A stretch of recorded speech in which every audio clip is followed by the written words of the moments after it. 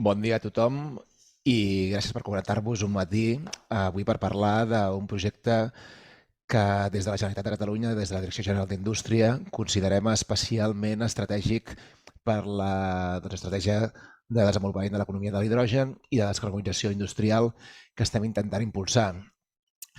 L'Ac2Met és un projecte molt mediàtic, ha sortit als mitjans de comunicació, se n'ha parlat molt, les xifres realment són molt elevades i les perspectives que tenim doncs, també van a quedar d'acord a aquest volum previst d'inversió. Justament volem posar l'accent en aquest projecte i dedicar una jornada específica amb els principals actors. En aquest cas, avui contem amb l'Isaac Justícia, director de l'Oficina Tècnica de la Vall de l'Hidrogen, que ens donarà aquest marc de com aquesta infraestructura pot ajudar l'ecosistema de Catalunya, i amb el Jesús Gil, que és el director d'hidrogen de l'empresa Enagas, justament l'operador gasístic que dins de l'estat espanyol està desenvolupant aquest projecte conjuntament als seus homòlegs a Portugal, França i, per fi, darrerament, amb Alemanya. És un projecte que creiem que primer ens ha de connectar amb territoris que poden tenir més capacitat productiva d'hidrogen que la que pugui tenir Catalunya, on sabem que tenim unes restriccions en quant a implementació d'energia renovable que ens limita aquesta possibilitat. Això, com a territori consumidor, doncs, és d'especial interès. També articularà el territori pròpiament. Al final tenim certs nodes, tenim la distribució de la producció i consum distribuïda i una infraestructura d'aquest tipus ens ha de lligar aquesta maionesa i donar més consistència com a país. Però finalment, sobretot, és una oportunitat. I és que el node principal, que és a Barcelona, connectarà amb la via marítima amb Marsella, ens ha de proporcionar aquesta connexió i aquest pas de trànsit tan important per intentar subministrar aquest hidrogen renovable als mercats de l'Europa central. Aquí destacar que darrerament estem rebent delegacions, especialment d'Alemanya, i que la consulta és molt recurrent sobre la viabilitat d'aquest projecte i sobre els terminis. Jo no m'allargaré més, dono pas a l'Isaac Justícia per fer aquest marc mental. Recordar que aquesta jornada estarà disponible a la web d'Acció en 2 o 3 dies i, per tant, la podeu consultar tant vosaltres com els vostres companys que ho considerin així interessant. Sense més, Isaac, tens la paraula i gràcies per dedicar-nos a aquests temps. Moltes gràcies, Albert. També voldria fer extensives els agraïments a Acció i al Departament General d'Indústria per aquest oferiment de poder ser avui, explicar una mica la idiosincràsia d'aquesta connexió i de què és la vall. Permeteu-me que abans de començar a parlar pròpiament del tema faci pinzellada del que és la vall de l'hidrogen per a aquelles persones que avui sou presents i no coneixeu què és la vall. I primer tot bon dia, que no he saludat a la gent. La Vall de l'Hidrogen és una entitat que té al voltant de més de 250 membres. D'aquests 250 membres intentem aglutinar el que es diu la quàdruple hèlix, amb el qual integrem la part d'empreses, la part d'associacions i clústers, l'administració pública i també els efectes de coneixement, les universitats i centres de recerca. Per nosaltres és molt important que aquests 4 components integrin i vertebrin el que és pròpiament la vall, perquè no entenem que el desenvolupament pròpiament de l'hidrogen a Catalunya no es formi part per tota completament la societat. I perquè tingueu un número gros de què realment s'està portant a Catalunya i que des de la vall puguem més o menys maniobrar, estem parlant de que al voltant d'uns 75 projectes de diferent índole, especialment amb el que és la indústria i la mobilitat, però també amb el que és la recerca industrial i també el que seria la part social. Estem parlant d'uns 75 projectes que equivaldrien a ser més de 2.500 milions d'inversió. D'aquesta part de projectes, malauradament estan només proposats de 2 pols. Ens agradaria que Catalunya fos més genèrica, però principalment tenim Tarragona per la part més industrial i la part de Barcelona més dedicada més a la mobilitat, perquè també part industrial, i Tarragona lògicament també té part de mobilitat. I el que ens ha de permetre és que el nou plan Repower EU, que tenim que ha publicat la Comissió Europea, que es nodreix del que és el Net Zero Industry Act i el Pacte Verd Europeu, això ha desenvolupat que hi hagi un marc estratègic d'energia i clima a Espanya i un pla nacional d'energia i clima, que ara justament s'està revisant. I això implica que el pla de recuperació, transformació i resiliència inclogui l'hidrogen com un dels grans components. Això ens afecta directament a Catalunya. Això estem parlant ara mateix d'unes inversions en el component 31 d'aquest pla, que és el que aglutina principalment hidrogen. Estem parlant de més de 6.900 milions d'euros d'ajuts a la inversió. I, per tant, això esdevé realment un interessant punt de partida dels projectes de recerca i projectes d'inversió a Catalunya amb hidrogen. I només per posar un exemple d'aquest component 31, el punt 12, estableix que l'hidrogen renovable és un projecte de país en el qual dota pel 2023-2024 més de 1.600 milions. Per tant, el panorama que hi ha de possibilitat de fer projectes amb descarbonització utilitzant l'hidrogen esdevé un punt de partida molt important a Catalunya. Les canalitzacions, com avui després veurem, i després ens explicarà millor el Jesús Gil, passa molt per la utilització de canonades d'un sistema de distribució i operació estatal que desenvoluparà Enagás i juga un paper molt important, perquè com ja comentava anteriorment l'Albert, a Catalunya malauradament no disposem encara d'energies renovables per poder fer l'hidrogen proper nostre. El gran hàndicap que tenim és justament aquesta distribució de renovables i, per tant, ens hem de recolzar sobre altres sistemes de distribució energètica, bé siguin les llars elèctriques o bé siguin justament aquesta distribució d'hidrogen. Com dèiem abans, creiem que aquesta distribució per Enagás és una peça molt clau i ara veurem millor en més detall amb el Jesús Gil aquest pla i el que farem serà posteriorment, quan acabi l'exposició d'en Jesús Gil, d'aquest Call of Interest que han obert justament per explicar quins projectes hi ha a Catalunya i quins projectes estan interessats en utilitzar hidrogen, obrirem una jornada, una sessió de preguntes i qüestions que podrem respondre i podrem fer una mica de debat. Jesús, el tiempo es tuyo. Me gustaría que os pudierais explicar un poco el interés que tenéis desde Enagás, el Call of Interest que habéis abierto y un poco la estrategia que podéis tener ahora actualmente en esta distribución de hidrógeno y especialmente en Cataluña. Muchas gracias por tu tiempo, Jesús. Gracias a vosotros. Buenos días a todos. Nada, lo primero, como no podía ser de otra manera, daros las gracias por esta jornada y por darnos la posibilidad de estar hoy con vosotros aquí y explicar efectivamente nuestros proyectos, nuestras iniciativas y todo lo que tenemos en marcha. Aunque ya me han introducido previamente, soy Jesús Gil, soy el director de hidrógeno dentro de lo que es la Dirección General de Transición Energética del grupo Enagás. Llevo más de 25 años en la compañía y yo diría los últimos 10 años de mi carrera profesional muy vinculado sobre todo a los nuevos desarrollos, a las nuevas tecnologías y sobre todo al desarrollo de las moléculas verdes, ¿no? de esta nueva revolución energética que irá progresivamente avanzando y que, como ya estamos viendo, va transformando el panorama energético tanto en Europa en general como en el mundo, diría yo, ¿no? Pero antes de entrar en el detalle de lo que os vamos a contar, claro, yo estaba pensando ahora y digo, joder, es que la primera planta de regasificación que se hizo en España se hizo en Barcelona, el terminal de regasificación de la planta de Barcelona. Las primeras grandes infraestructuras de gas natural que empezaron a vertebrar primero Cataluña y luego el resto de territorio y de las regiones nacieron en Cataluña también. El primer gasoducto tiene más de 50 años, el Barcelona-Bascongadas-Valencia, y ahora con el hidrógeno, pues al final las grandes infraestructuras que se están diseñando también tienen al final un punto importante, un punto troncal que es otra vez Barcelona, ¿no? Y Cataluña. Al final, bueno, pues al final es como una especie de déjà vu, ¿no?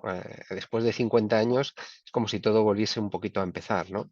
Entonces, bueno, pues yo creo que es muy importante efectivamente que todo este desarrollo de las infraestructuras y todo este desarrollo de los proyectos, de los valles de hidrógeno, del valle de hidrógeno en Cataluña, nosotros somos socios patronos desde el primer momento del Valle del Hidrógeno de Cataluña.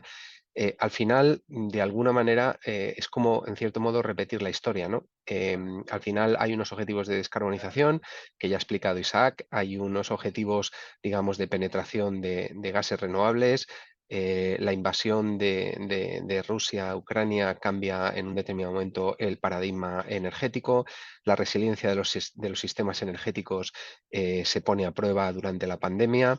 Quiero decir, hay un montón de momentos, digamos, que han venido concatenados y que de alguna manera, por un lado, la necesidad de controlar el cambio climático, controlar esas temperaturas y que, digamos, los objetivos de descarbonización y la reducción de emisiones, acompañando a esto, pues hay una serie de factores exógenos, diría yo, que al final han acelerado todo este proceso que se ha visto además muy, como no podía ser de otra manera, muy, bueno, pues ha cogido una curva, digamos, de aceleración rápida con todo el desarrollo, digamos, a partir de la última publicación del Repower, efectivamente del Repower EU, donde ya se marcan unos objetivos no vinculantes, pero unos objetivos muy ambiciosos de la Unión Europea para, digamos, tener en 2030 al menos 20 millones de toneladas de hidrógeno sustitutivas, en este caso de gas fósil, fundamentalmente procedente de Rusia, conjuntamente con otras medidas, como puede ser los 35 BCM de biometano,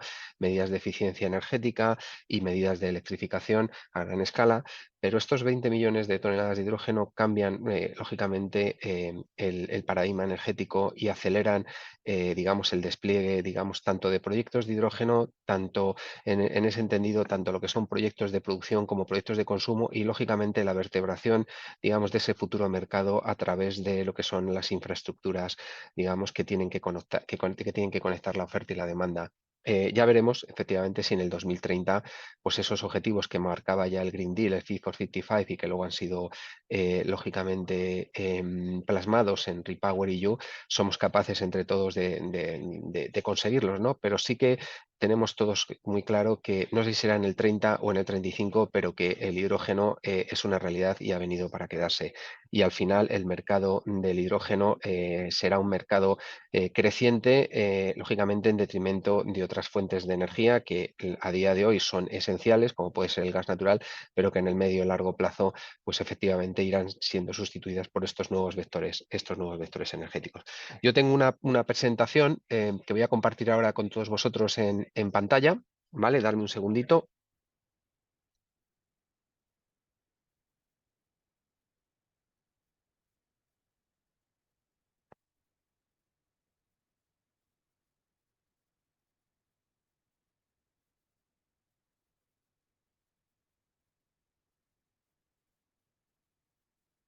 Por favor, confirmarme que la veis. En pantalla completa no, Jesús, es lo que nos falta. A ver si soy capaz de poner esto de otra manera.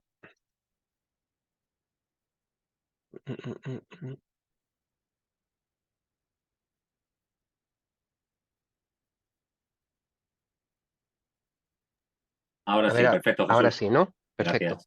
Muy bien. Bueno, pues como os estaba comentando y partiendo de la base un poco de la introducción que hemos hecho tanto Isaac como yo, bueno, pues como os decía, Enagas se puso a la tarea del desarrollo de los gases renovables y del nuevo mercado de los gases renovables en el año 2017, con toda la promoción de proyectos de producción y participación, bueno, pues en grandes consorcios y en valles del hidrógeno. Y ya más concretamente, a partir del año 2022, dentro de lo que es el área de infraestructuras de hidrógeno que llevo yo dentro de la compañía, pues nos pusimos a la tarea de analizar ese potencial mercado de hidrógeno, ¿no? Todos sabemos que hay un montón de proyectos a lo largo y ancho, yo diría, de tanto de la geografía española como en Europa, para ir de alguna manera haciendo ese despegue de las iniciativas de hidrógeno. Pero este es un mercado que hay que crearlo, ¿no? Es verdad que existe y la propia hoja de ruta española del hidrógeno que se publicó en el año 2020 ya hablaba de un consumo del entorno de 550.000 toneladas de hidrógeno, ya marcaba unos objetivos de descarbonización, hablaba que en el 2030, bueno, pues al menos el 25% del consumo de hidrógeno gris que tenía actualmente España, fundamentalmente centrado en refinería y en petroquímica, en química y en amoníaco, al menos ese 25% fuera sustituido por hidrógeno verde. Hablaba ya de un volumen de 4 gigavatios de electrólisis, pero como estaba comentando antes, digamos, los cambios que se han producido desde el año 2020 ahora, bueno, pues llevaron, digamos, a esa publicación de REPowerEU y, lógicamente, a una revisión de todos los planes nacionales de todos los países europeos para, digamos, la incorporación más acelerada de estos nuevos vectores energéticos. Y en este caso, bueno, pues Enagás en el 2022 se puso a la tarea de contextualizar lo que podía ser el futuro mercado potencial del hidrógeno en España, y lanzó un análisis de mercado de prospectiva que presentamos y nuestras conclusiones las presentamos a comienzos del año 2023. Ese análisis de prospectiva, ese ejercicio teórico de ver cómo podía ser el mercado del hidrógeno en España, digamos, lo que hacía era cuantificar la posible oferta en producción, la posible demanda a nivel nacional, como la potencial importación y exportación, con una visión, vamos a decirlo así, a corto, medio y a largo plazo, entendiendo a corto medio con una visión a 2030, coincidiendo con los objetivos de REPowerEU, y luego con una visión más a largo plazo, digamos, a 2040. Y consecuencia de ese estudio de prospectiva, lo que hicimos fue una primera propuesta de infraestructura preliminar, que es lo que estáis viendo ahí en pantalla, con una red troncal con una visión a 2030 y con una red troncal con una visión a 2040, que fundamentalmente se sustentaba en infraestructuras de tubería y en almacenamientos subterráneos. Además, coincidió que el 15 de diciembre del 2022 España, conjuntamente con Francia y con Portugal, presentó el corredor ibérico, el Southwest and Northeast Corridor, dentro de los 5 corredores que marcaba REPowerEU, digamos, como corredores preferentes para, digamos, no solo descarbonizar los territorios con autoconsumo y autogeneración, sino también con vías de exportación para poder dar suministro, en este caso, a los grandes polos industriales situados en Norte y Centro de Europa, que en ese momento y que en estos momentos eran muy dependientes de, digamos, de ese gas ruso que nos habíamos marcado sustituir también al 2030 esos 150 BCM de gas ruso que entraban fundamentalmente por Norte y Centro de Europa. Y bueno, pues España presenta su iniciativa de proyectos de interés común, que es el famoso corredor H2Med, que se compone fundamentalmente, como veis ahí, de 2 conexiones internacionales, una Portugal-España, lo que se conoce la conexión Celorico-Zamora, y luego tiene otra conexión internacional desde Barcelona hacia Marsella, con objetivo luego de unirse a los proyectos, digamos, de interés común que estaba promoviendo Alemania y que estaba promoviendo Francia, para que al final, bueno, pues ese hidrógeno que se produciría, digamos, en la península ibérica, no solo permitiese descarbonizar los sectores industriales y generar valor en los territorios, y sobre todo muchos de ellos afectados por la transición energética y la transición justa, sino que además de conseguir esa sustitución, digamos, de consumo a nivel nacional, bueno, pues permitiese también generar una exportación hacia Norte y Centro de Europa. De hecho, nosotros, bueno, los resultados finales de este estudio se presentaron en el Día del Hidrógeno en Gas, como digo, el 19 de enero del 2023, y nosotros contextualizábamos, digamos, que a 2030 en España se podían llegar a producir hasta 3,3 millones de toneladas, incluyendo la importación, digamos, de hidrógeno desde Portugal, con un saldo neto exportador hacia Norte y Centro de Europa de al menos 2 millones de toneladas de hidrógeno y 1.300.000 toneladas aproximadamente de autoconsumo a nivel nacional. No, a nadie se le escaparía que no es excesivamente complicado pensar en esos números, teniendo en cuenta que ya la propia administración hablaba de casi 600.000 toneladas de hidrógeno gris, y con los nuevos proyectos y los nuevos valles que estaban ya anunciados en ese momento, pues alcanzar el 1.300.000, el 1.200.000 toneladas de consumo a 2030 aproximadamente en España, pues no era una cifra desorbitada. Y luego la posibilidad de producir hasta 2 millones de toneladas para poder exportar y digamos, pasar, digamos, de una isla energética a ser un país netamente exportador de energía, pues ahí era, digamos, el contexto que teníamos que ser capaces de materializar, porque al final un estudio de prospectiva teórico pues no deja de ser eso, un estudio de prospectiva teórico. Entonces nosotros ya cuando presentamos estas iniciativas, esta visión de red a 2030 y a 2040, advertíamos que esto era un estudio primero teórico, que todo esto estaba sujeto realmente a un análisis de mercado y por supuesto a unas necesidades del mercado real que tenía que generarse en España. Lógicamente a la actualización del Plan Nacional Integrado de Energía y Clima y, por supuesto, a toda la reglamentación y a toda la legislación que tenía que venir de Europa, entre ellas pues, el Reglamento de Gas Natural, Gases Renovables e Hidrógeno, todas las directivas de renovables Red 2, Red 3, y que eso al final compondría, bueno, pues con la transposición cuando finalmente salgan todos esos documentos legislativos en versión definitiva en Europa, bueno, pues la transposición al ordenamiento jurídico de cada país, lo que llevará a su vez a moldear todavía más esa visión de infraestructuras, esa propuesta de infraestructuras, ajustándola tanto al modelo regulatorio que pueda haber a nivel europeo como al modelo regulatorio que pueda haber en España, ¿no? Ni que decir tiene que durante el año 2022 yo diría que además se produjeron, yo diría, hechos bastante importantes, ¿no? Desde la perspectiva, por ejemplo, de todas las modificaciones de la ley del sector de los hidrocarburos con 3 reales decretos: Real Decreto Ley 6 del 2022, Real Decreto Ley 14 del 2022 y Real Decreto Ley 18 del 2022, donde muchos de vosotros recordaréis que ya se incorporaba, por ejemplo, por poner un ejemplo, la incorporación de la plataforma de garantías de origen para todo el gas renovable, que además en Agas fue mandatado, en este caso por el Ministerio de Transición Ecológica y Reto Demográfico, como el gestor de esa plataforma de garantías de origen. Somos actualmente gestores técnicos de todo el sistema gasista y también actualmente somos gestores de la plataforma de garantías de origen, que ahora además sigue un proceso evolutivo y no solo estamos ya hablando de que las garantías de origen son una realidad en España, sino que además a esto hay que incorporar lo que serían los certificados verdes o certificados de sostenibilidad, en lo que se está trabajando ya, con objeto no solo de que se pueda consumir esa energía descarbonizada, sino que además a través de un mecanismo de certificación tú puedas detraerte huella de carbono por el uso de estas nuevas moléculas. Pero en definitiva, y lo importante es que nosotros ya planteábamos una topología de red, un esqueleto de esa red, cómo podía ser esa red a 2030 y a 2040. La red a 2030 la presentamos a proyectos de interés común, como digo, a finales del 2022, en coordinación con los gobiernos de Portugal y de Francia. Posteriormente, este corredor H2Med ha sido también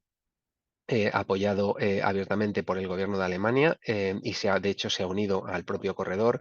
Y bueno, os podría decir que estamos a la espera de que salga la lista definitiva de proyectos PCI, que esperamos que salga ahora a finales del mes de noviembre, y que durante el primer trimestre del 2024, bueno, pues estas iniciativas PCI, lo que estáis viendo pintado de color azul oscuro, pues van a ser infraestructuras que saldrán publicadas finalmente en el Diario de la Unión y serán susceptibles de, digamos, primero ser reconocidas como tal, como proyecto PCI, y luego, lo más importante, tener acceso a las ayudas, digamos, en este caso, lideradas por la Unión Europea a través de los mecanismos CEF Energy.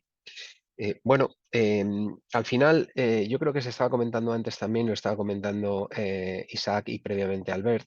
Al final, bueno, nosotros lo que dijimos es, oye, hemos presentado esta propuesta de topología de red. Esta propuesta de topología de red es totalmente moldeable en función de cómo vaya evolucionando el mercado, de cómo el PNIEC vaya evolucionando, y al final lo más importante es que tiene que responder a una realidad de mercado. Es decir, al final tiene que haber un análisis coste-beneficio y el diseño de las las infraestructuras tiene que estar de alguna manera soportado por un mercado. Habrá infraestructuras si hay una oferta y hay una demanda que requiera, digamos, ese tipo de infraestructuras.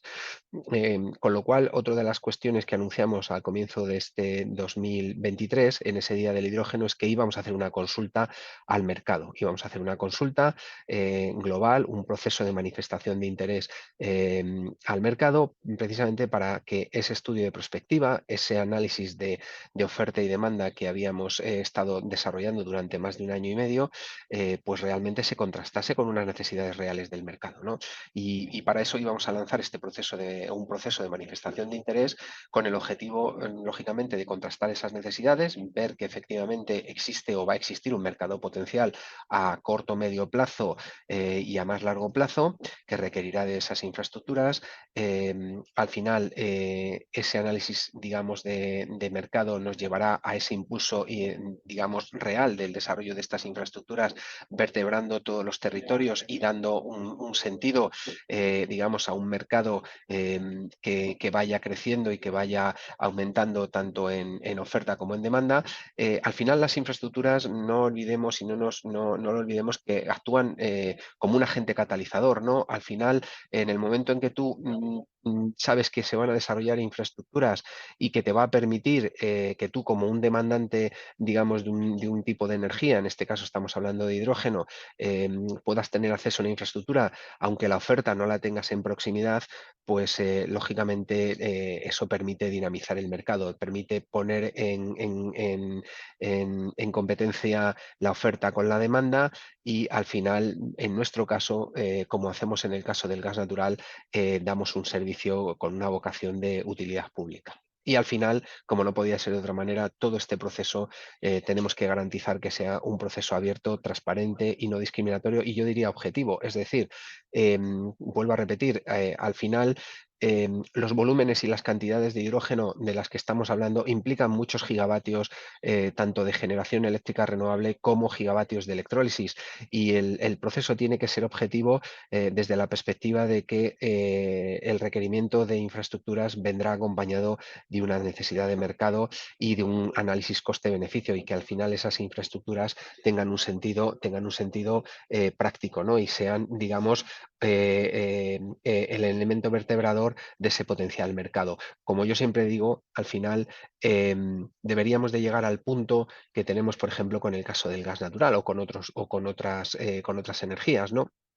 Que cuando se habla, digamos, de la variación de los precios en el mercado de los combustibles o, por ejemplo, en el caso del gas natural, nunca se habla es decir, se habla del precio de la materia prima como tal, ¿no? El coste del megavatio hora o el coste del normal metro cúbico hora o del kilogramo, pero no se habla, digamos, nunca del efecto que puede tener el que esa energía vaya por un sistema energético como puede ser en este caso el sistema gasista. Es decir, al final, cuando sube o baja el precio del gas natural, en realidad lo que está bajando es el precio de la materia prima, porque al final los servicios, digamos, colaterales de transporte, bueno, pues no incrementan, no suponen nunca un problema para los usuarios de esa red, ¿no?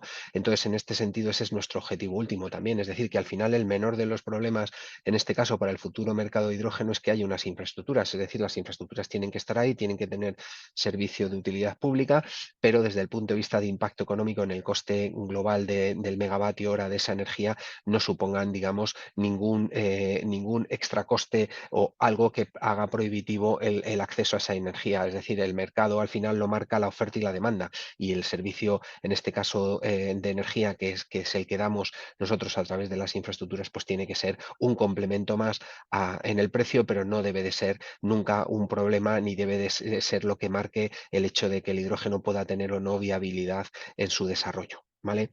Y igual que lo hacemos en el gas natural, pues es un poco el mismo objetivo que tenemos en el caso del hidrógeno.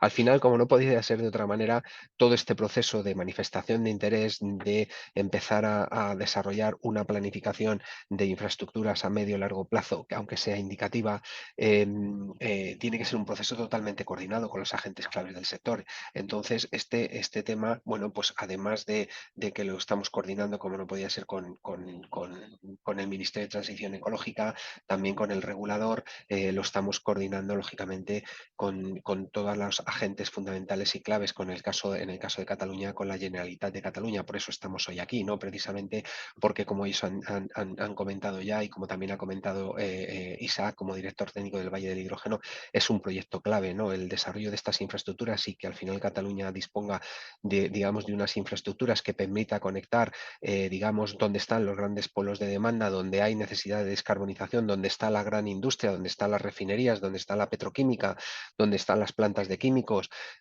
con esa infraestructura, y que toda esa gran futura demanda, en este caso de hidrógeno, tenga una infraestructura a la cual conectarse, que además le permita tener seguridad de suministro y le permita de alguna manera optimizar el funcionamiento digamos, de las plantas de producción, teniendo en cuenta que el mundo industrial, que va a ser el primero que probablemente se descarbonice, requiere, digamos, una seguridad de suministro 24/365.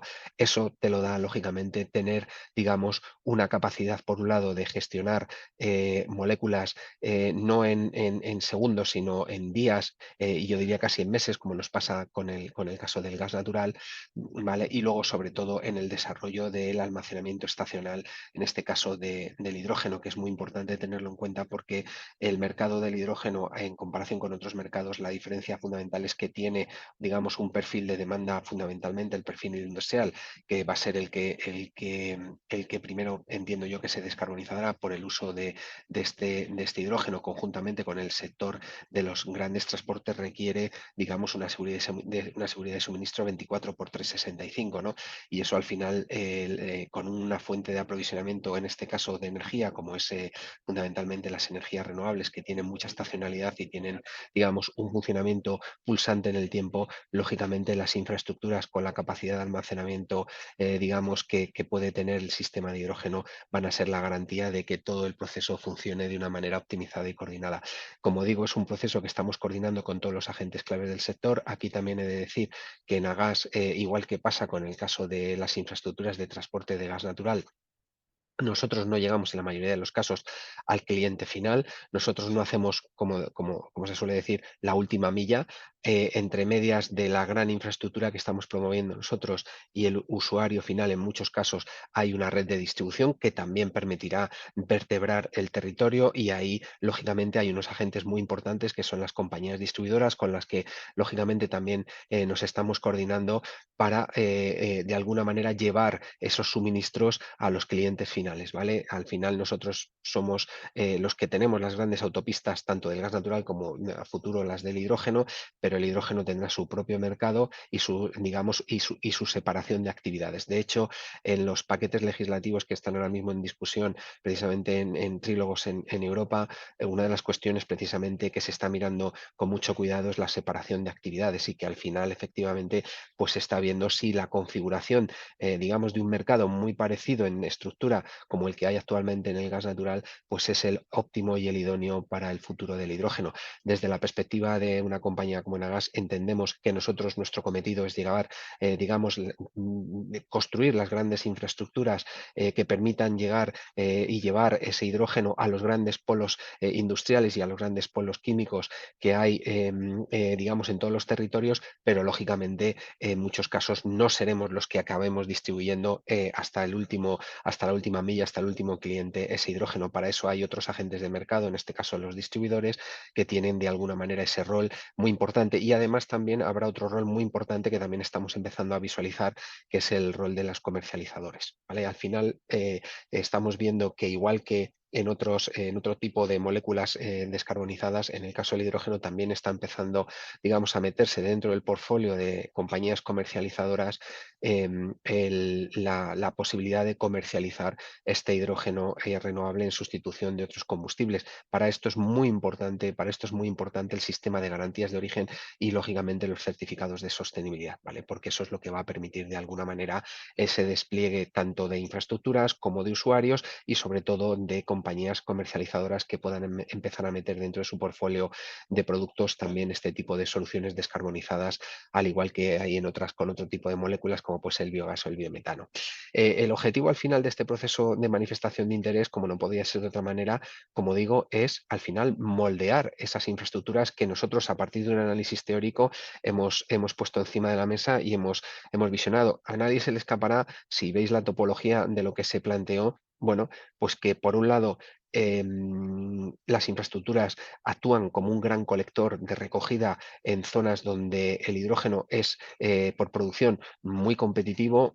A nadie se le escapa que si estamos hablando de hidrógeno renovable de origen electrolítico, bueno, pues los dos principales insumos que tú tienes en una electrólisis es la electricidad de fuente renovable y en este caso agua. Las zonas donde hay mayores niveles de irradiación y de potencial producción, pues en España se conocen perfectamente, ¿no? Todo el mundo sabe donde hay muchas horas equivalentes de producción solar fotovoltaica, donde hay muchas horas de viento. En esas zonas, lógicamente, el coste nivelado de la electricidad va a ser el más competitivo, es el más competitivo, y teniendo en cuenta que aproximadamente entre el 60 y el 70% digamos, del coste de generación de hidrógeno renovable es fundamentalmente, te lo marca la electricidad, el precio de la electricidad, y aproximadamente entre un 30 y un 35%, podríamos decir que es el coste, digamos, de la inversión del CAPEX de tu planta. Es evidente que donde allí encuentres, digamos, el precio de electricidad más competitivo es donde vas a tener el hidrógeno más competitivo. Y en muchos casos las zonas de producción no están donde está la demanda. La demanda, digamos, gran industrial, pues a día de hoy diría yo que se concentra fundamentalmente por un lado en zonas portuarias, donde hay en muchos casos refinerías, donde están las plantas de petroquímica, donde están las plantas de químicos y donde están las plantas de amoníaco, ¿vale? Para producción de fertilizantes. A partir de ahí, bueno, pues la infraestructura, como habéis visto, y volviendo para atrás, pues como veis, va pasando fundamentalmente por pasando por las principales zonas portuarias, va recogiendo, digamos, esa producción pues en la zona, digamos, de Extremadura, en la zona de Castilla-La Mancha, la zona de Aragón, todo lo que es el Valle del Ebro, llega a todo lo que es el corredor mediterráneo, pasa por Tarragona, sube a Barcelona y baja por todo lo que es la costa mediterránea. Tiene como dos momentos. También he de decir que aunque aquí nosotros lo planteábamos como 2030 y 2040, esto no es una foto fija. Una de las cuestiones de esta manifestación de interés precisamente es que esta visión que tenemos de infraestructuras pueda ser perfectamente moldeable y realmente responda a unas necesidades de mercado. Es verdad que la perspectiva que hicimos, bueno, pues tenía ese racional, tenía por un lado el racional de conectar los grandes polos donde estaban localizados los grandes valles, donde estaban localizadas las refinerías, donde estaban localizadas las plantas de fertilizantes, donde ya había síntesis de amoníaco o podía haber síntesis o había previsto desarrollo de síntesis de metanol. Tiene como dos momentos en el tiempo, pero esto ya advertíamos de que no era una foto fija, que esto, lógicamente, realmente quien tiene que responder al mercado es realmente el propio mercado, ¿no? Y la infraestructura tiene que dar respuesta al mercado y no viceversa. Pero a nadie también se le escapará viendo estos mapas que, como veis, bueno, pues hay una primera fase, vamos a llamarla así si queréis, a 2030, ya veremos si es a 2030, si es al 2032 o a lo que sea, ¿vale? Pero en ese entorno, y luego hay una segunda fase, vamos a decirlo así, un poquito más alejada en el tiempo, que sería lo que es la infraestructura de color verde, que va, digamos, vertebrando todo el eje central. Y luego al final malla el sistema para que de alguna manera todo el sistema esté mallado y además esté interconectado con los potenciales almacenamientos subterráneos, que también he de decir que tenemos y llevamos trabajando en ello bastante tiempo.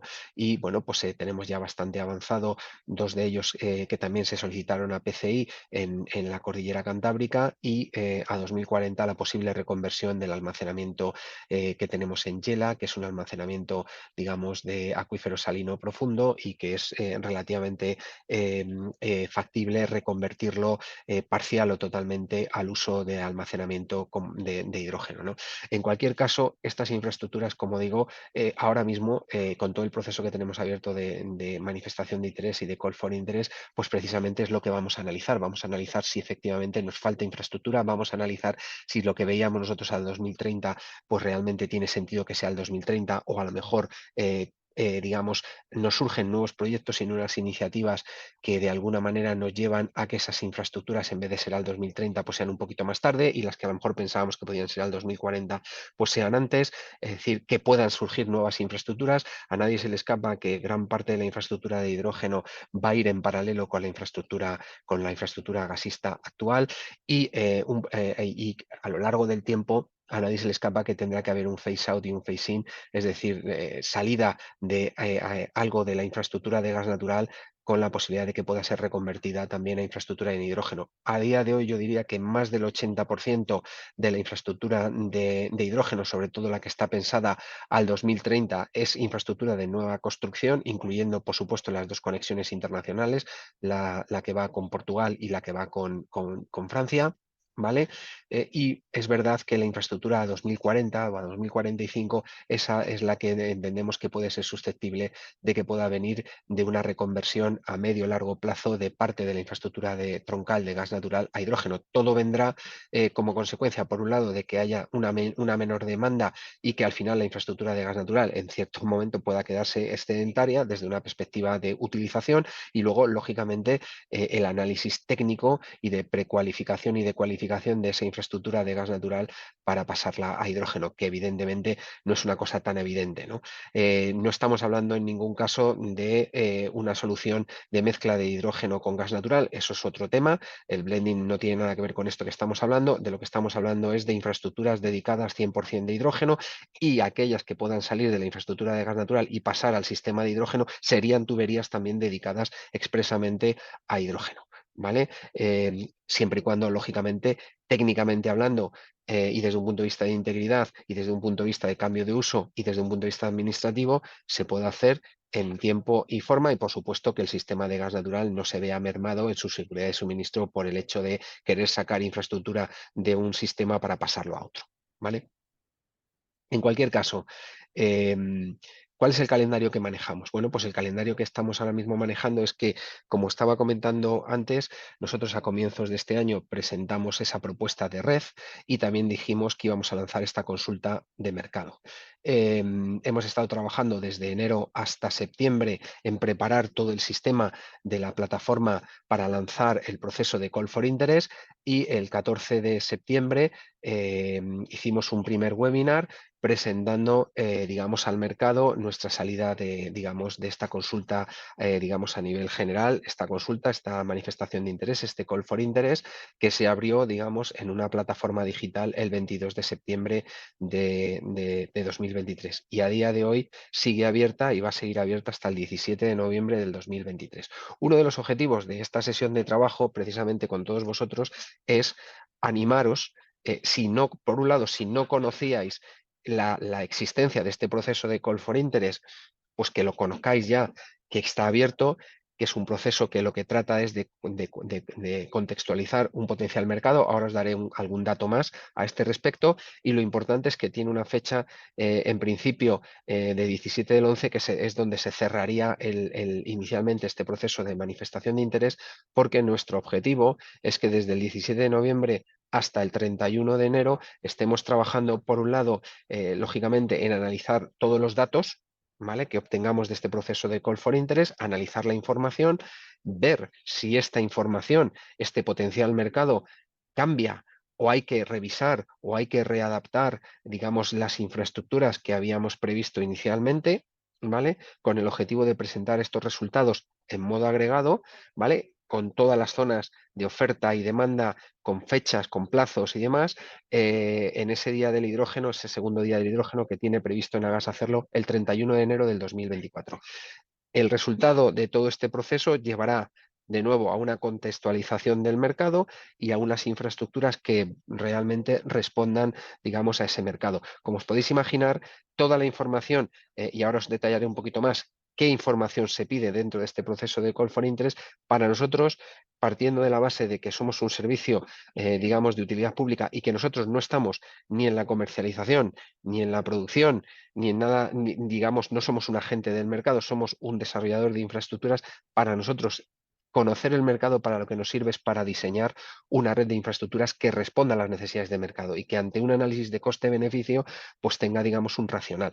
Habrá un racional de esa infraestructura siempre y cuando haya un mercado, ¿vale? Es decir, primero va el mercado y luego va la infraestructura, no viceversa, ¿vale? Con lo cual es muy importante tener una visibilidad clara de ese mercado porque lo que nos permitirá es diseñar de una manera muy ajustada esas necesidades de infraestructura acorde al mercado y a las fechas que tenga el mercado y con los objetivos que el mercado vaya poniendo desde el punto de vista de despliegue. Al final, una vez que concluyamos esta primera fase, que sería, digamos, una consulta a nivel general, a lo largo del 2024 lanzaremos, digamos, lo que llamamos una Open Season también no vinculante, ¿vale? En este proceso de Open Season lo que vamos a hacer es un matchmaking, es decir, una interacción con todos los participantes de la Call for Interest, probablemente ya con una segmentación mucho más precisa del mercado desde el punto de vista de usos del hidrógeno, si es un uso para un insumo o si es un uso, perdón, térmico o si es para, digamos, importación-exportación, es decir, o puede ser otro tipo de utilidad para fabricación de fertilizantes, para síntesis de metanol. Empezaremos, lógicamente, a trabajar un poco más, como no podía ser de otra manera, con los participantes para incluso ajustar mucho más el diseño de esa red. Al final, la red no es simplemente una topología, sino que la red también tiene lógicamente unas capacidades de transporte, digamos una presión de garantía de suministro, una presión mínima de garantía, muy probablemente imaginaros una gran red de infraestructuras de hidrógeno soportada por 1.500 o 2.000 puntos de producción a lo largo y ancho, digamos, de toda la península ibérica, yo diría en su conjunto. Evidentemente todo eso hay que estudiarlo desde un punto de vista, digamos, de hidráulica y de simulación, ¿vale? Para que al final esa red se pueda configurar de una manera óptima y al final trabaje de una manera óptima y segura para todo el futuro sistema, tanto los que producen como los que se van a conectar y van a dar servicio, digamos, o tenemos que dar servicio a esa demanda. Este proceso, digamos, de Open Season no vinculante lo que nos va a permitir, lógicamente, es darle una vuelta adicional a, perdón, a la propuesta de red, ¿vale? ¿Cuál es al final el objetivo último? Pues el objetivo último es que en 2025 ya haya una infraestructura de carácter vinculante. Previsiblemente, y como no podía ser de otra manera, tendrá que haber una planificación vinculante por parte de las administraciones, por parte de las administraciones públicas. Al final, Enagas lo que puede plantear como empresa operadora es una planificación indicativa en función de los datos del mercado, pero creo que lo importante aquí ya no es que estemos hablando de proyectos deslocalizados y zonas, es decir, estamos de acuerdo que el desarrollo del hidrógeno en muchos casos va a ser de lo micro a lo macro, ¿vale? Va a ser de los valles hacia afuera, pero al final para que todas las infraestructuras que van a estar usando ese hidrógeno puedan tener seguridad de suministro, al final van a tener que estar interconectadas, porque es verdad que en proximidad tú puedes ser capaz de generarte una cierta cantidad de hidrógeno, pero en el largo plazo, si tú quieres, digamos, seguridad de suministro y los volúmenes suficientes para, digamos, descarbonizarte y obtener tus objetivos de descarbonización, requieres infraestructura y requieres seguridad de suministro, igual que pasa con el sistema de gas natural.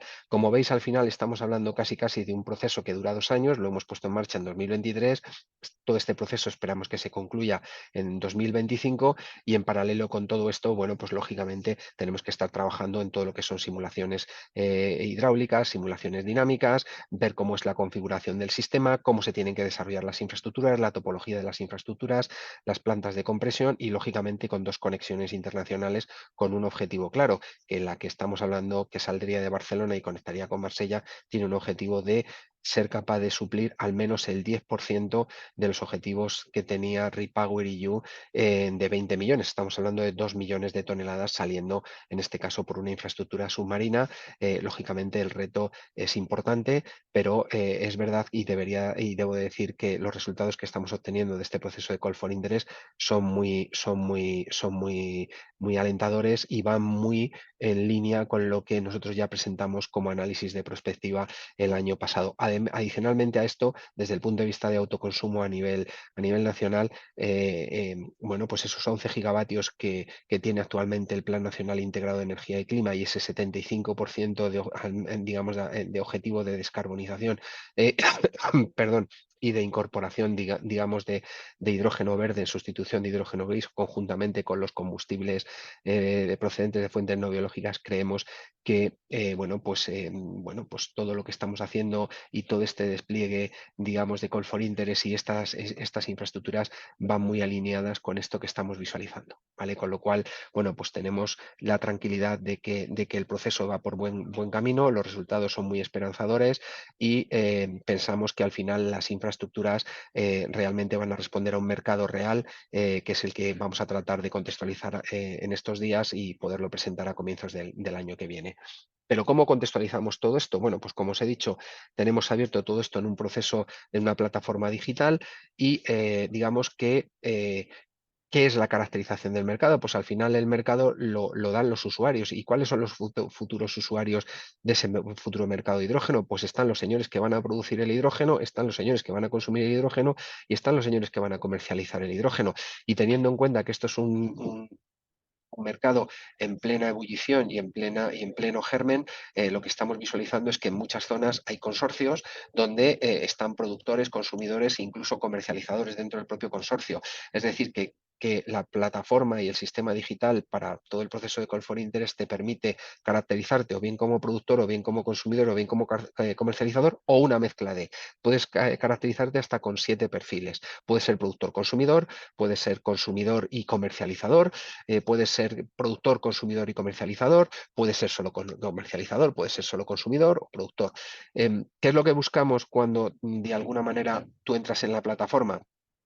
Pues lo que buscamos lógicamente es conocer, digamos, a grandes rasgos cuál es tu proyecto, ¿vale? Si eres un productor, pues lo primero que te preguntamos lógicamente es cómo va a ser ese perfil de producción en el que estás trabajando, dónde tienes ubicadas tus plantas, qué periodos contractuales estás viendo, digamos, para tu comercialización, digamos, de ese hidrógeno, cómo necesitas el uso de la infraestructura, cuáles van a ser tus fechas, digamos, de inicio de operación, en el caso de que cuando eres un consumidor, pues qué tipo de uso y para qué necesitas ese hidrógeno, cuáles son tus objetivos de descarbonización, cómo es ese volumen y perfil de consumo, dónde tienes las plantas ubicadas de consumo y cuál, digamos, puede ser una fecha idónea para ti para empezar, digamos, a tener hidrógeno en cantidad suficiente para, de alguna manera, haber incorporado todos los cambios en tu sistema de producción para que el hidrógeno sea el vector energético o el combustible sustitutivo del que tienes actualmente. Si lógicamente eres un comercializador, bueno, pues si tu objetivo es una comercialización a nivel nacional o si es una comercialización a nivel internacional, con qué volúmenes estás manejando, qué acuerdos tienes, qué periodos contractuales estás manejando. Y luego, lógicamente, una vez que te has caracterizado, has entrado en la herramienta y te has caracterizado con uno de estos perfiles, bueno, pues se te hacen algunas preguntas complementarias propiamente de tu propio proyecto, ¿no? Respecto, por ejemplo, a las calidades y impurezas que pueda tener el hidrógeno, que puedan ser compatibles o no con tu proyecto, qué condiciones de operación tienes o son esperables, en el caso del consumidor o en el caso del productor, por ejemplo, oye, pues yo tengo una electrólisis de tipo alcalino y entonces voy a producir a presión atmosférica o presurizado. Bueno, pues este tipo de preguntas lógicamente están incorporadas para caracterizar tus proyectos, ¿no? Y luego además esta consulta la hemos abierto no solo al hidrógeno en molécula comprimido por tubería, sino también al posible, digamos, uso del hidrógeno en moléculas derivadas, como pueda ser la síntesis de metanol, el amoníaco e incluso somos conscientes de que las infraestructuras de producción, en este caso la electrólisis, no solo produce hidrógeno, es decir, cuando tú rompes la molécula de agua, digamos, tienes dos productos. Tienes un primer producto que es el hidrógeno y tienes un segundo producto que es el oxígeno. De hecho, la relación de uno a otro es de 1 a 8, es decir, por cada tonelada de oxígeno de hidrógeno que tú produces, puedes llegar a producir entre 8 o, dependiendo de las tecnologías, 9 toneladas entre 8, 8 y media toneladas de oxígeno. Al final el oxígeno también es una molécula muy interesante, sobre todo desde el punto de vista de los hornos de combustión, pasando de una combustión típica con aire a una combustión con oxígeno, lo cual hace que no emitas sobre todo y fundamentalmente óxidos nitrosos y algún otro tipo, digamos, de molécula, partículas, digamos, volátiles, es decir, mejora mucho lo que es la calidad del aire, los procesos de oxicombustión. Y también somos conscientes de que hay una serie de sectores donde a lo mejor el hidrógeno hidrógeno per se puede ser un complemento, pero no es el objetivo, digamos, de su política de descarbonización, pero sí la captura de CO2 y el oxígeno, ¿no? Para los procesos de oxicombustión, por ejemplo, lo que puede ser el sector cementero, ¿no? Donde para los hornos de clínker el hecho de pasar de una combustión clásica con aire a una oxicombustión les mejora muchísimo su huella y su impacto medioambiental, ¿no? Y luego, desde el punto de vista de la captura de CO2 también es muy importante, primero porque es la base de la síntesis del metanol, y luego lo segundo porque en muchos casos hay sectores donde se están planteando la incorporación de plantas de captura y se puede requerir, digamos, infraestructura de transporte de CO2 para muy probablemente poderla atrapar en algún, digamos, almacenamiento subterráneo, que también se están estudiando almacenamientos subterráneos de CO2 en algunas zonas, digamos, de la península ibérica, lo diría así, en su conjunto, o incluso, como muchos de vosotros sabréis, porque los almacenamientos de CO2, por ejemplo, están actualmente en plena ebullición en Mar del Norte, en campos depletados de gas natural, y como sistemas de recuperación mejorada para seguir produciendo en muchos casos otro tipo de combustibles, ¿no? Entonces, la posibilidad de tener captura y transporte de CO2 también se pregunta en el proceso de Call for Interest, porque al final nosotros lo que estamos visualizando probablemente no para todo lo que es la red de infraestructuras, pero sí para ciertas zonas muy localizadas donde haya un nivel de concentración de determinados usos, es que el oxígeno puede tener sentido. Lógicamente nosotros tampoco estaríamos ni en los procesos de comercialización ni en los procesos de producción, pero sí podríamos dar ese servicio de transporte de oxígeno e incluso el transporte de CO2. De hecho, en el caso de Nagas, en el año 2009 cambiamos los estatutos de la compañía ya en su momento para ser transportistas de CO2 en España, ¿no? Entonces, bueno, pues digamos que al final lo visualizamos como que en determinadas zonas casi más que una infraestructura de hidrógeno pueda ser un corredor de servicios, donde pueda tener una tubería de hidrógeno, donde pueda tener una tubería de oxígeno, donde pueda tener una tubería, digamos, de captura de CO2, ¿no? E incluso, como he comentado antes, el segundo principal insumo que tiene la electrólisis es el agua, ¿no? Y somos conscientes de que hay veces de que donde está la mejor generación eléctrica no tiene por qué haber agua, ¿vale? Entonces,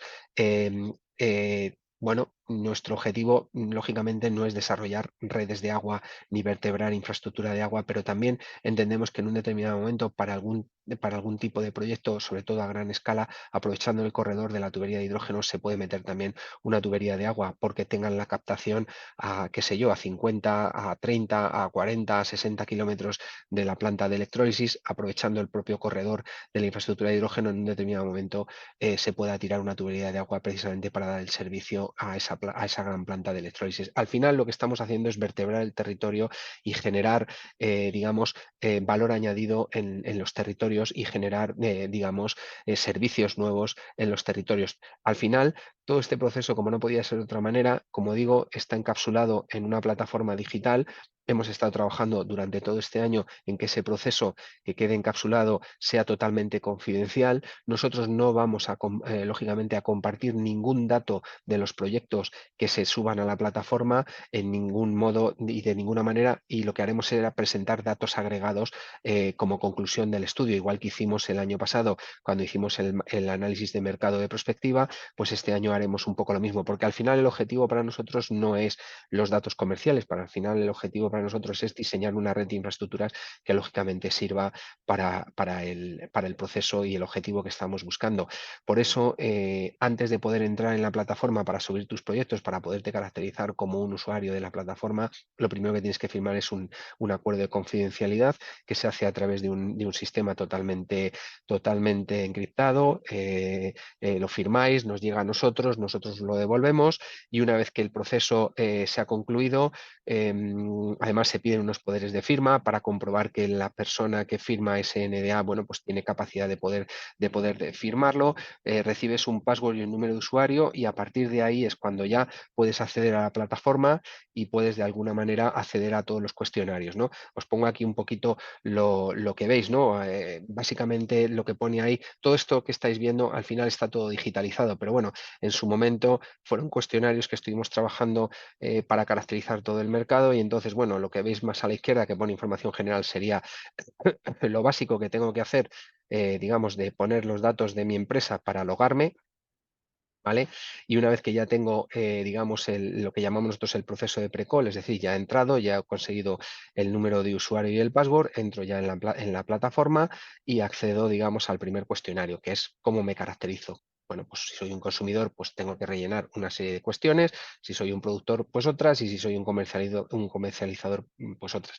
Yo diría que en caracterizarse como usuario no se tarda más de 10-15 minutos, ¿vale? No os penséis que esto es un proceso complicado y complejo, se ha hecho y se ha estado precisamente trabajando durante todo un año en hacer una plataforma lo más amigable posible, que evidentemente nos dé la información suficiente y sobre todo ver que hay un cierto grado de madurez en los proyectos y que realmente son proyectos y no son bueno, pues buenas presentaciones. No se pide ningún tipo de información de los propios proyectos desde el punto de vista de subir información, no se piden planos, no se piden documentos técnicos, no, tienes que ir pasando por las pantallas y tienes que ir rellenando los datos. Es evidente que hay preguntas que son de obligado cumplimiento porque si no, no puedes seguir pasando pantallas, ¿vale? Pero digamos que son preguntas relativamente sencillas y que a nosotros nos permiten saber qué grado de madurez tiene el proyecto y cómo está el proyecto orientado. Y una vez que te has caracterizado como usuario, pues con el perfil que sea, es cuando ya entras y detallas un poquito más tus proyectos que tienes, ¿no? Por cada proyecto yo diría que tardas 10-15 minutos en hacerlo, es decir, que un consumidor que tuviese un proyecto, pues en media hora, 3/4 de hora tendría cumplimentado todo el formulario con todo el proceso, ¿no? Ahí veis también que hay unos Exceles, eso sí es lo único que te puedes descargar de la aplicación. Básicamente de la aplicación digital te tienes que descargar el NDA, que es lo que firmas al comienzo, y luego en la caracterización, digamos, de los proyectos, un Excel donde das unos volúmenes anuales, unos volúmenes mensuales, digamos, bueno, pues una información fundamental, digamos, y de perfiles que nos permitan de alguna manera visualizar que tu proyecto, bueno, pues lo tienes más o menos trabajado y que evidentemente es un proyecto real, ¿no? Y no son presentaciones o no son documentos simplemente de buenas ideas, ¿no? También hay una especificación técnica de producto, como veis ahí, es una especificación que en su estructura es muy parecida desde el punto de vista de composición y de tabla de especificación, bueno, pues a lo que hay actualmente, el equivalente a lo que sería, por ejemplo, en la especificación del gas natural, digamos, a través de las normas de gestión técnica del sistema gasista, y la especificación, lógicamente, está en base, digamos, a los comités europeos de normalización. Ahí estáis viendo, digamos, qué especificación es la esperable a través del hidrógeno por tubería y a partir de ahí se te hace algunas preguntas desde el punto de vista de si este tipo de especificación y de calidad es suficiente fundamentalmente para, sobre todo, y entiendo yo que a los que más afectaría sería a los consumidores, ¿no? Y también al propio consumidor, sabiendo que yo voy a tener un 98% de pureza de hidrógeno y un 2% de inertes, si tengo que meter algún sistema de prefiltrado antes de mi uso final de cara, digamos, a que el hidrógeno cumpla con las especificaciones que son esperables de proceso. Digamos que una vez que tengo, digamos, todo esto cumplimentado, pues bueno, lo subo a la plataforma y eso queda registrado en la plataforma. ¿Cómo se accede a la plataforma? Bueno, pues a través de lo que es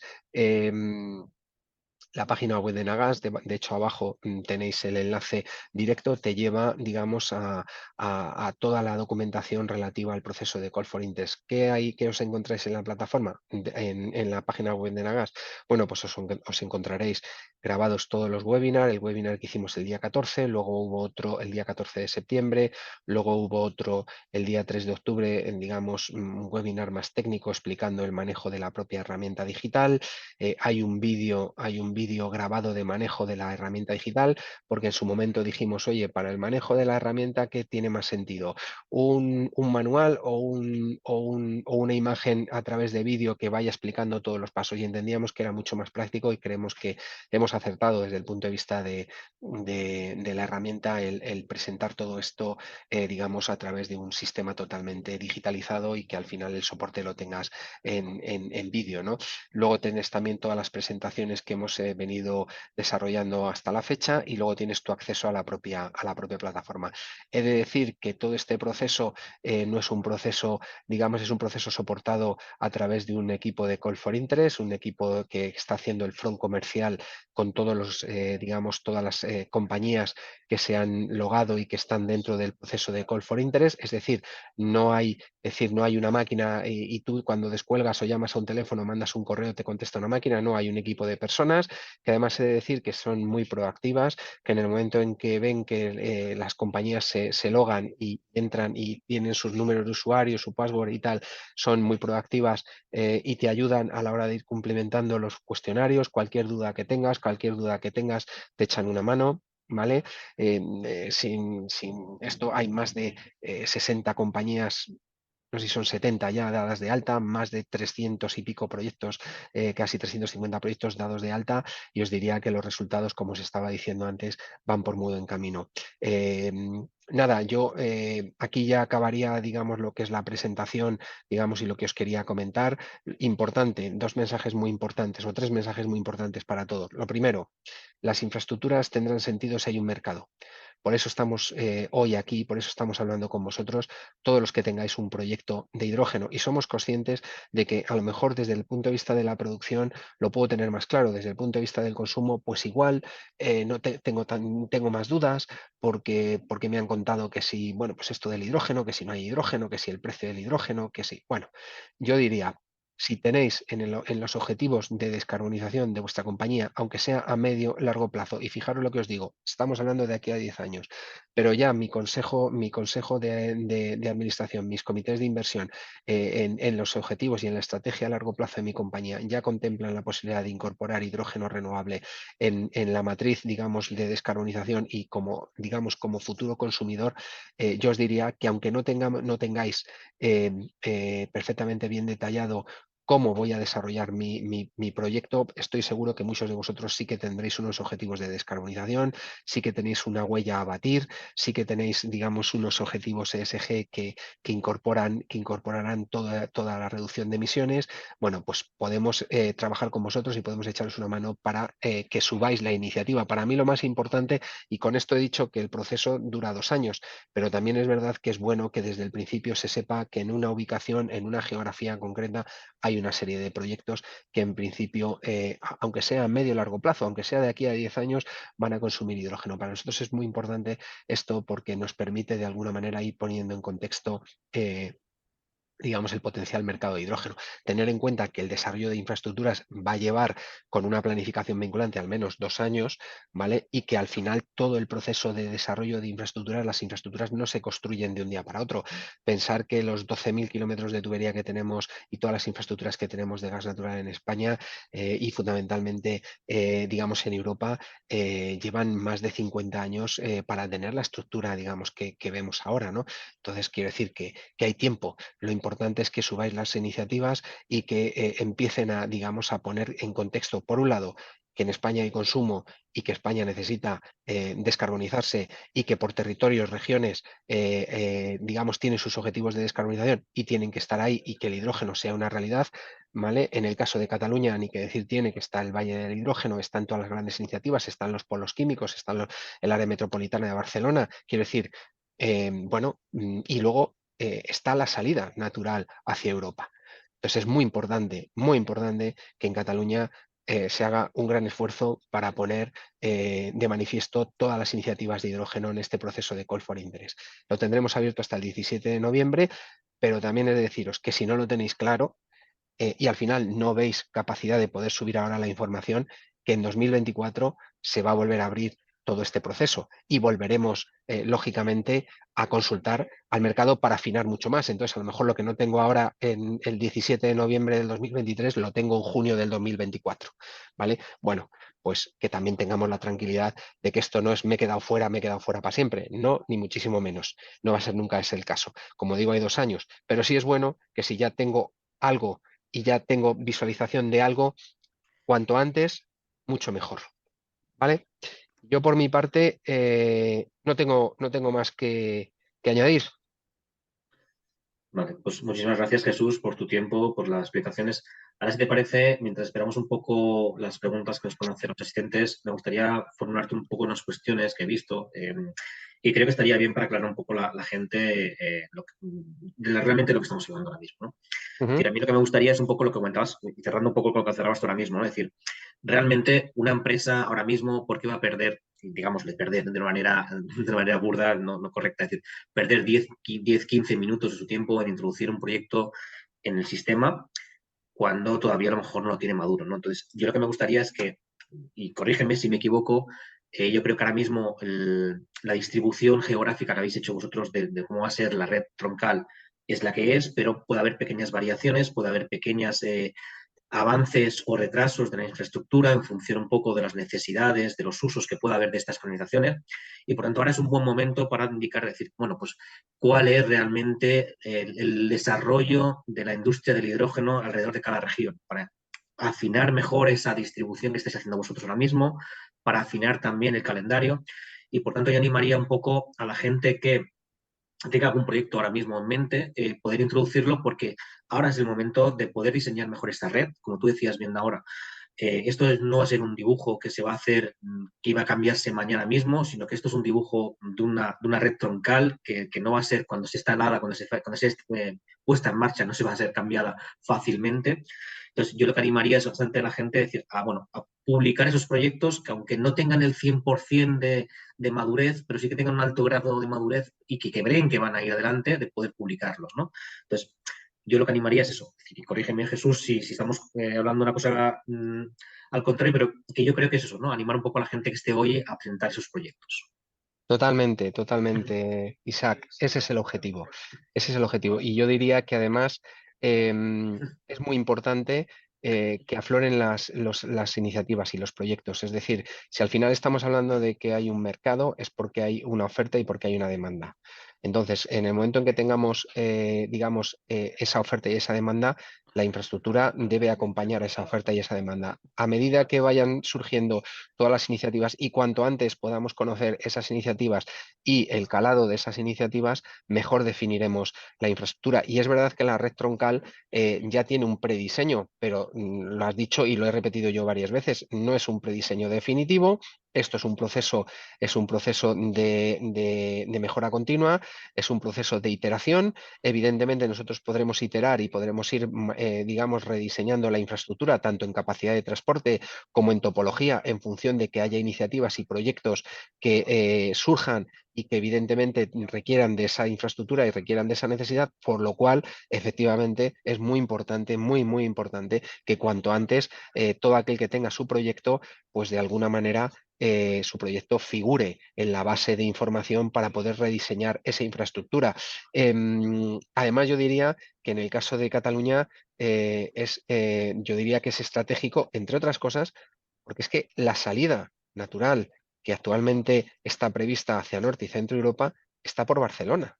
Está por Barcelona y hay un grandísimo puerto que es Tarragona con el polo químico de Tarragona que es probablemente pues esté entre los 15 polos químicos más importantes de toda Europa. Es decir, es fundamental que en Cataluña todos los grandes proyectos, todas las grandes iniciativas que hay se suban al proceso de Call for Interest. Nos permitirá, por un lado, vertebrar muy bien estas infraestructuras en el territorio, en Cataluña, y luego, lógicamente, dar salida natural si efectivamente no solo tenemos capacidad para autoabastecernos de lo que necesitamos, sino también pues, la capacidad de poder exportar, ¿no? Entonces, ahí lo tenemos todo y en el caso de Cataluña yo diría que es estratégico y es fundamental que todo aquel que tenga un proyecto, y me da igual que sea un proyecto de fertilizantes, un proyecto de refinería, un proyecto de petroquímica, de metanol, de plásticos, de etanol, de movilidad, es fundamental que se suban la iniciativa al proceso de Call for Interest. Desde el punto de vista de movilidad, es estratégico. Es decir, al final va a pasar lo mismo que pasa con otro tipo, digamos, de suministros. Nosotros, en el caso, por ejemplo, del gas natural, llevamos haciendo small scale digamos, desde hace más de 40 años. El small scale al final ha servido, por un lado, para ir vertebrando necesidades energéticas cuando no había infraestructura de tubería, ¿vale? Y luego lo segundo, ha permitido el despliegue fundamentalmente del gas natural licuado vehicular, ¿vale? No solo para los servicios portuarios, para todo lo que pueda ser transporte marítimo, sino también para los grandes transportes terrestres, ¿vale? Entonces, es fundamental que en el caso del servicio de suministro de hidrógeno para movilidad y sobre todo pensando en los grandes transportes pesados por carretera que puedan utilizar hidrógeno, es fundamental que esos servicios estén también, digamos, garantizados con un sistema de logística y de small scale, y para eso, lógicamente, es fundamental la infraestructura, ¿vale? Con lo cual yo diría que en su conjunto, todo lo que sean proyectos a medio y largo plazo se deberían de subir, en mi opinión, lógicamente, a este proceso de call for interest. Sí. Vale. Tenemos algunas cosas más que comentar luego, pero ahora nos llegan algunas preguntas ya más técnicas vía chat. La primera es una muy técnica que nos dice cómo va a haber, qué requerimientos y control de impurezas puede haber para controlar las impurezas que puede tener el hidrógeno en la conexión de la conducción general. Ajá. Bueno, vamos a ver, nosotros estamos diseñando un sistema de hidrógeno que va a tener, digamos, tiene que cumplir, vamos a decirlo así, el estándar europeo en el que se está trabajando actualmente de calidad de hidrógeno por tubería. Para que nos entendamos, cuando hablamos de calidad de hidrógeno por tubería, pues estamos hablando de un nivel, digamos, de calidad de producto del entorno del 98% en pureza de hidrógeno. Y a día de hoy en los comités europeos de normalización se está hablando de que puede haber, digamos, hasta un 2%, digamos, de impurezas. Fundamentalmente en el hidrógeno electrolítico estaríamos hablando fundamentalmente de que puede haber algo de humedad medida a través de un punto de rocío o que, bueno, pues pueda haber algún otro inerte en composición. En principio nosotros en la captación, digamos, de las plantas de producción hacia la red hacia la red troncal, digamos, como pasa en el caso del gas natural, vamos a tener previamente unidades de medida de entrada y unidades de medida de salida para todo lo que es el balance de masa y energía, ¿vale? Y para que al final la cantidad de hidrógeno que entra sea prácticamente la que sale, ¿no? Y no se pierda nada de por medio, ¿no? En todas estas unidades de medida previas, lo que estamos es diseñando un sistema, digamos, de prefiltrado, ¿vale?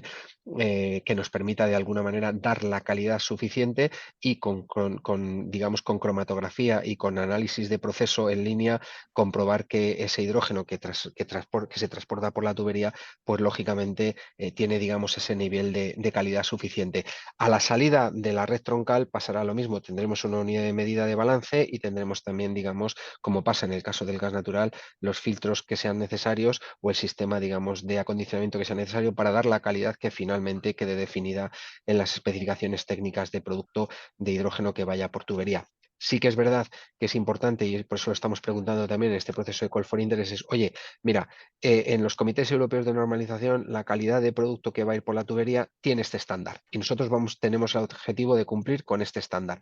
A partir de aquí, por favor, decirnos como mercado si este estándar encaja o no encaja, y en todo caso, si tú ya sabes que a ti te viene un 98% de pureza y tienes un 2% de inertes, primero tendrás que ver si efectivamente eso te afecta a tu proceso. Muy probablemente en grandes procesos industriales pues no afecte, pero si estamos hablando de aplicativos en pila de combustible, pues es evidente, por ejemplo, que el hidrógeno requiere una pureza de 5,9, pues muy probablemente para usos en movilidad con pila de combustible requiera el propio, digamos, receptor algún sistema, digamos, adicional de acondicionado, ¿vale?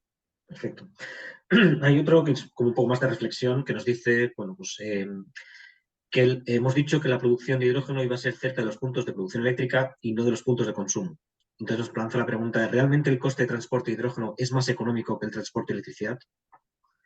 Bueno, aunque yo tampoco he dicho exactamente eso, lo que he dicho es que la producción, digamos, de hidrógeno tiene que estar situada, lógicamente, en los puntos donde el coste nivelado de la electricidad es más competitivo, ¿vale?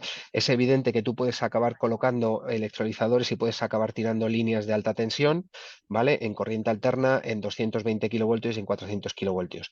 El problema de las líneas de alta tensión en alterna de 220 y de 400 kilovoltios, por no entrar en distribución, bueno, pues es por un lado las pérdidas que tiene por transmisión, ¿vale? Que eso no es nada que no esté yo contando, que no se sepa, y luego, sobre todo, fundamentalmente, el impacto medioambiental que tienen, digamos, las líneas de alta tensión, ¿no? Más allá de que a partir de 350 kilómetros, pues una línea de 220 kilovoltios o sobre todo de 400 kilovoltios, pues dejan de ser efectivas precisamente por las pérdidas en transmisión. Entonces, yo creo que aquí no es una cuestión de saber si una cosa es más barata que la otra. Yo creo que, yo diría, mira, en el sistema actual energético que tenemos 12.000 kilómetros de tubería de alta presión, tenemos aproximadamente casi 100.000 kilómetros en total entre tubería de transporte y distribución en toda España, y podemos tener tranquilamente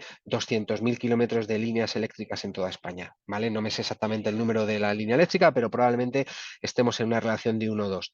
Que los sistemas han convivido perfectamente, y donde tenía sentido tirar una línea eléctrica se ha tirado una línea eléctrica, y donde tenía sentido tirar un tubo se ha tirado un tubo.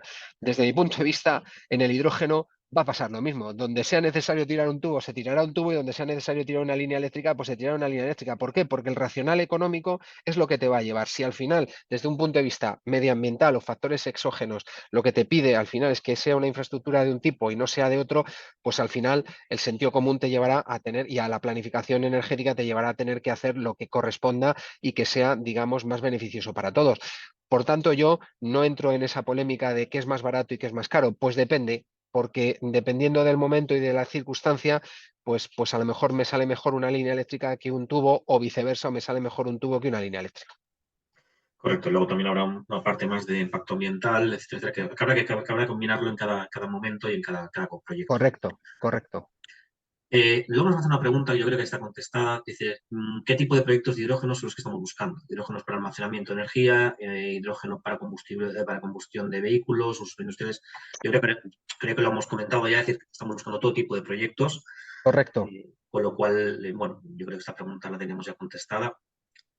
Sí que hay una pregunta que, claro, que aquí es una cosa que a veces hemos comentado alguna vez. Claro, esto es un mapa de red troncal de hidrógeno. Nos preguntan, claro, las provincias de Girona y Lleida, que a lo mejor quedarían un poco más apartadas de esos conductos principales.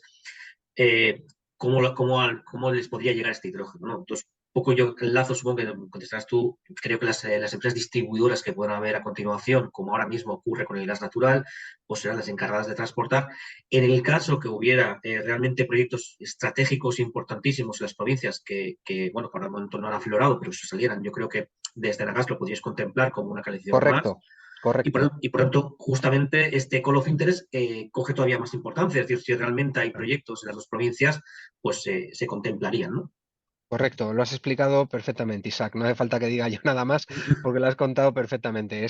Yo creo que lo has dicho perfectamente. Es decir, por un lado, bueno, si al final lo que hay son proyectos de demanda, habrá que contextualizar también esa demanda, ¿vale? No es lo mismo una demanda industrial para me lo invento, ¿no? Para un calor, digamos, para una planta donde, digamos, tengo necesidad de calor, soy termointensivo, pero para mí no es un condicionante la presión de suministro, sino que a mí con una presión, digamos, de suministro en baja presión o en media presión me vale para mi servicio, que una refinería o que una planta de químicos que necesita, digamos, una seguridad de suministro, necesita una alta presión, pues pasa lo mismo que en el gas natural. En el caso del gas natural, ¿hay clientes cualificados conectados directamente a la red de alta presión de gas natural? Sí, por ejemplo, los ciclos combinados. Los ciclos combinados están conectados directamente a la red de alta presión. No van conectados en la mayoría de los casos a distribución, salvo algún caso muy puntual que hay. van conectados fundamentalmente a la alta presión. ¿Va a haber servicios en alta presión conectados a la red troncal? Seguro que sí. ¿Va a haber servicios conectados a la parte de distribución? Seguro que sí. En el caso de Gerona y Lérida, como has dicho tú, si hay grandes proyectos, o bien porque son de consumo o bien porque son de producción, por supuesto que la infraestructura llegará hasta ese punto. Si al final estamos hablando de otro tipo de estructura de consumo y demás, más basada a lo mejor en movilidad, más basada en otro tipo de tal, pues igual efectivamente no es el gran tubo el que llega allí, sino que llega a la red de distribución. Pero eso lo que yo diría es, por favor, sea el proyecto grande o sea el proyecto pequeño o sea el proyecto mediano, no consideres si tu proyecto es grande o pequeño, tú mételo y ya luego veremos cómo estructuramos todo esto. Vale. Por último, nos está llegando también una pregunta, que esta es un poco más de reflexión genérica, que yo creo que aquí no es el foro, pero bueno, comentamos, es decir, que nos comenta que para exportar la cantidad de hidrógeno que estamos comentando hacia Europa nos requerirían como 12 gigavatios de electrolizadores, ¿no? Entonces, esto equivaldría a unos 50 gigavatios de energías renovables nuevas, como en 2 años, según los últimos decretos de la Comisión. Y esto, ¿cómo lo vemos o cómo lo contemplamos que en menos de 10 años estén instalados, ¿no? Entonces, yo creo que esto es...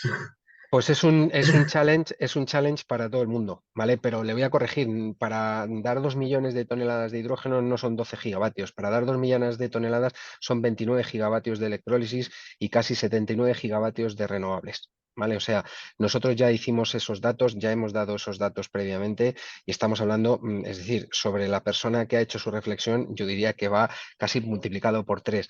Es evidente que el challenge bueno, pues el reto es magnífico. Yo diría que el reto es magnífico, pero también yo creo que todas estas cosas hay que verlas en un proceso digamos, de avance progresivo. ¿Quién nos iba a contar a nosotros hace 25 años o 25 o 30 años que la generación eléctrica renovable iba a llegar a los límites a los que estamos llegando, tanto en generación eléctrica renovable con solar fotovoltaica y con eólica? Bueno, pues digamos que las revoluciones energéticas y los cambios energéticos no se hacen de la noche a la mañana, no se hacen de un día para otro. Es evidente que es evidente que todo esto llevará un ramp up, es evidente que todo esto llevará un análisis coste-beneficio, es evidente que la infraestructura se irá desarrollando a medida que vaya madurando el mercado, pero desde luego yo creo que todos estos pasos que estamos dando van en la dirección correcta. Ya veremos si efectivamente al final es en el 30 o es en el 35. ¿Vale? Lo digo abiertamente, pero si lo que no podemos decir es al 50. Yo creo que hemos pasado también un momento, y si os dais cuenta, antes, cuando la gente hablaba de procesos de descarbonización, todo el mundo ponía al 2050. Al 2050. ¿Por qué? Porque es como se suele decir, patá para adelante, ¿no? O sea, yo al 2050 y bueno, ya vendrá otro que... Y ahora no, ahora se habla del 2030 con el objetivo precisamente de que a lo mejor no es en el 30, pero es en el 32 o es en el 35, o si me apuras en el 40, ¿vale? Pero ya estoy trabajando con unos objetivos que ya tienen, digamos, un horizonte temporal que lo veo próximo en el tiempo y eso al final aprieta, digamos, aprieta la necesidad y al final eso lo que hace es que las cosas fluyan y que las cosas cojan velocidad de crucero. Dicho esto, bueno, pues iremos viendo. Evidentemente yo diría que hay regiones en Europa que lógicamente pues juegan con sus armas, la eólica offshore, toda la zona de Mar del Norte, todos sus objetivos de descarbonización basados en digamos, en una política energética y de electrificación basada en eólica y tal, no tienen los recursos que tenemos nosotros desde el punto de vista de solar fotovoltaica. Ahí los actos delegados, pues como bien sabéis unos y otros, pues han peleado bastante por cómo estructurar, digamos, y para que las zonas no se queden de alguna manera desprotegidas ante una normativa que pueda penalizar unas en favor de otras. Bueno, iremos viendo, pero estamos de acuerdo de que es un objetivo magnífico, pero yo creo que la oportunidad está ahí, ¿eh? Y yo creo que podemos pasar, y yo lo he dicho al principio de la exposición, pasar digamos, de una zona netamente importadora de energía a no solo ser digamos, tener mi digamos, autoabastecimiento y tener mi autonomía energética, sino que además poder convertirme en una región exportadora. Y creo que eso es lo fundamental y creo que es el cambio de paradigma y bueno, pues veremos si somos capaces de conseguirlo como país. Yo creo que ha habido otros que lo han visto muy claro y en un determinado momento de la historia han hecho la apuesta. Yo creo que la apuesta está echada por España y yo creo que este corredor H2Med va a ayudar a que esto sea una realidad para todos. Vale. Una cosa que me gustaría casi puntualizar, y creo que le ayudará un poco a que lo expliques tú mismo, Jesús. Cuando decís que la información es confidencial, no hay ninguna duda, pero siempre queda la duda aquello de que Enagás Renovables, ¿no? Aquello de que aquella empresa que inicialmente se creó Enagás y que ahora ya creo recordar, y si no, corrígeme, no tenéis el control de la empresa, no hubiese un poco digamos, de filtración de información hacia Enagás Renovables, que a veces actúa como competidores en algunos proyectos con otras empresas de aquí. Entonces, me gustaría eso que quedara muy claro, decir, porque a veces hay gente que tiene dudas, decir, oye, si suministro esta información en Enagás Renovables la voy a poder utilizar en contra de... Y eso me gustaría que, bueno, saliera más de vuestra boca, ¿no? de vuestras palabras, que no propiamente nosotros. Ujú. Muy bien, pues además te agradezco la pregunta porque creo que está muy bien traída, un poco como colofón. Bueno, como os he dicho, todo el proceso se encapsula en una herramienta totalmente digital. El paso previo que se hace es un proceso, digamos, de firma de un NDA con poderes suficientes y acreditados para que de una parte y de la otra pues tengamos claro que todo el proceso queda bajo estricto acuerdo de confidencialidad y de separación de actividades. Cuando os bajéis el NDA, si no os lo habéis bajado muchos, veréis expresamente que se hace mención al nombre de Enagás Renovable precisamente para evitar cualquier tipo de duda. Mira, Enagás Renovable ya no pertenece al grupo Enagás, ¿vale? Es una compañía totalmente independiente. Nosotros seguimos manteniendo una participación en esa compañía, entre otras cosas, bueno, pues porque como participación accionarial no tenemos el control de la sociedad, no tenemos firmados desde hace mucho tiempo códigos éticos que nos impiden tener ningún tipo de relación, pero pensarlo no por el hecho de Enagás Renovable, ¿vale? Sino por el hecho, digamos, de que se tuvo que sacar, de hecho, del grupo por la propia actividad de Enagás como compañía. El grupo Enagás es una compañía, es transportista único de la red troncal y gestor técnico del sistema de garantías de origen y del gas renovable y gestor técnico del sistema gasista y futuro operador de infraestructuras de hidrógeno, HNO, es decir, el transportista de hidrógeno, el Hydrogen Network Operator. En principio, nosotros como compañía y con vocación de servicio de utilidad pública no podemos estar ni en la producción ni en la comercialización de energía. Es decir, iríamos en contra de la legislación y de las leyes que de alguna manera amparan nuestra actividad. Por eso se sacó Enagás Renovable. Es verdad que en un determinado momento nació como, digamos, una unidad para promover, digamos, los gases renovables con el objetivo último de que, bueno, de que el objetivo final de esa actividad será desarrollar las infraestructuras, ¿no? No tanto proyectos de producción, pero es verdad que, bueno, al final la deriva de actividad te lleva a que, bueno, pues al final se compone un pipeline de proyectos importante y se tiene que sacar, lógicamente, fuera de la compañía. Entonces, total, máxima, completa garantía de que es una compañía que ya no pertenece al grupo. En el propio NDA leeréis que no se puede y de hecho se saca fuera completamente de lo que es, digamos, la actividad de este proceso. Con ellos no se comparte ningún tipo de información, no se puede compartir ningún tipo de información y lo único que lógicamente a ellos también, lógicamente, les animamos a que participen en el proceso de Call for Interest como uno más. Para nosotros es uno más y nada más, ¿vale? Y total garantía de que no hay ningún tipo de migración ni de trasvase de información. De hecho, no estamos ni tenemos los sistemas conectados, no tenemos las mismas plataformas digitales, estamos en edificios diferentes, son personal diferente, es una SA, para que os hagáis una idea, totalmente independiente del grupo y no hay en principio ningún tipo de relación a este respecto. Vale. Gracias, Jesús. Gracias, Isaac, por esta muy interesante sessió. Hem pogut entendre molt millor aquest projecte, sobretot els terminis. És important doncs, que tinguem en compte això, que tot i que el 17 de novembre és ja, el 2024 tornarà a estar oberta aquesta Call for Interest i, per tant, podeu tornar a expressar aquest interès en projectes que tingueu en cartera.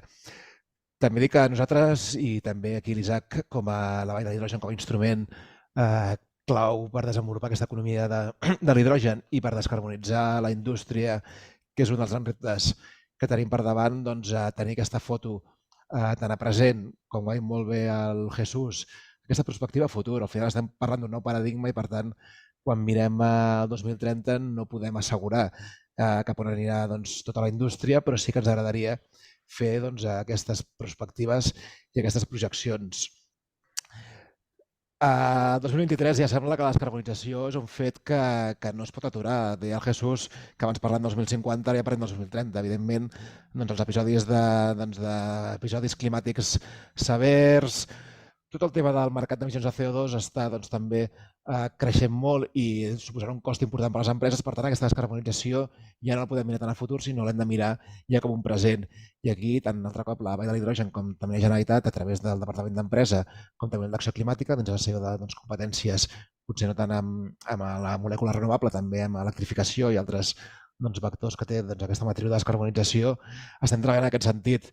Per tant, convidar-vos tant a nivell operatiu a posar les vostres perspectives a l'aplicació d'Enagas i que ha de servir per dimensionar aquesta infraestructura, però també des dels diferents canals, si tenim un tema més industrial, venir a nosaltres, en aquest cas a Acció Climàtica a través de l'ICAEN, també fan exercici del PENIEC, aquest Pla Nacional d'Energia i Clima que es fa a nivell estatal, també es reproduirà a nivell català i, per tant, també us convidem a participar d'aquests processos. I poca cosa més, agrair-vos aquest temps, ja estem una mica fora de temps, per tant ho deixem aquí. Qualsevol cosa, el Jesús, l'Isaac i jo mateix estem a la vostra disposició. Aquest vídeo, com he dit abans, estarà disponible en 2 o 3 dies a la web d'Acció, ho podeu compartir i moltes gràcies a tothom per dedicar-nos a aquesta estona. Bon dia. Bon dia.